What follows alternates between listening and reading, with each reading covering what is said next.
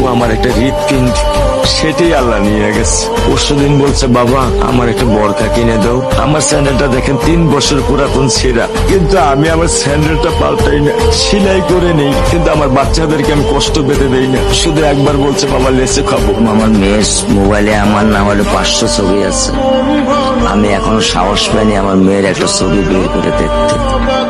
আমার সেই সাহস নাই, আমি সেই সাহস হারাই ফেলছি, কারণ ও আমার ছিল হৃৎপিণ্ড। ওর জীবনে এমন কোনো চাওয়া নাই যেটা আমি পূরণ করি নাই। পরশুদিন বলছে বাবা আমার একটা বরখা কিনে দাও। আমার চাচতো ভাই বললো ভাই ইসলামপুর থেকে 300-400 টাকা পাওয়া যায়। আমি সাথে সাথে মিনি মার্কেট থেকে আমি 1000 টাকা দিয়ে আমার মেয়েকে বরখা এনে দিচ্ছি।